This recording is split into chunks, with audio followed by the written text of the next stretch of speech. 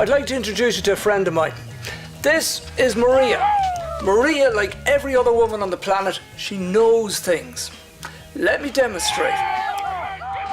Hi, you still looking for a G-Wagon? Yes, I am. Yeah, well, I know someone who has 4 G-Wagons.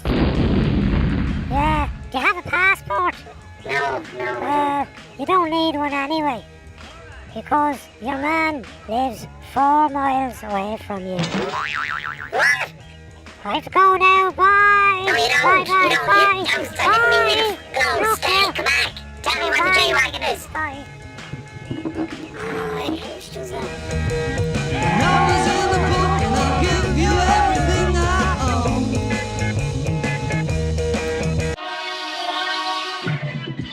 own. Maria did know somebody who owned a G-Wagon. Even better, the person who owned the G-Wagon knew somebody else who owned a G-Wagon, and this person was interested in selling their G-Wagon. Well, eventually. It took 6 months of negotiations, but on the bank holiday weekend of 2016, I got to bring home a brand new 31-year-old G-Wagon, which I ended up calling Iggy.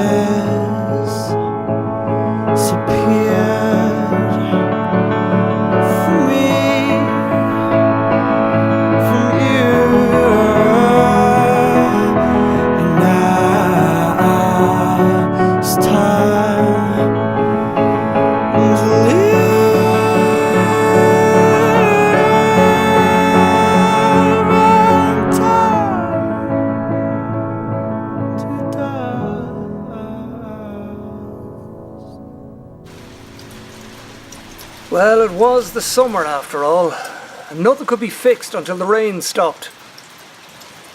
There was the stereo that never played, so I managed to get that fixed and found there was a CD stuck in the player. The album was from the movie Trainspotting, and the very first song I heard in my W460 G-Wagon was Iggy Pop and Rust for Life. Anyway, that's how Iggy got his name.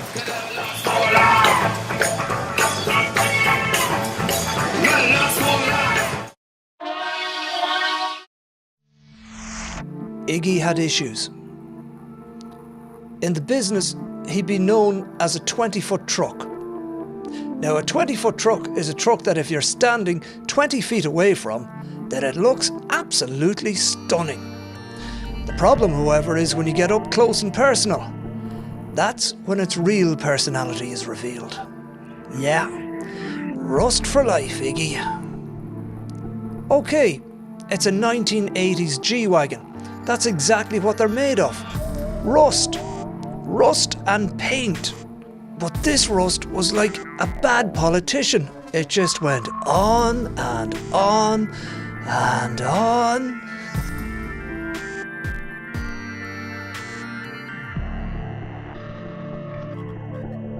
It was as if Iggy had gone to Rust Las Vegas and won the jackpot. Yeah, congratulations, Iggy. Brilliant. Now, there was one place there was no rust whatsoever. That was the speedometer. It had a problem, though. Yeah, cobwebs.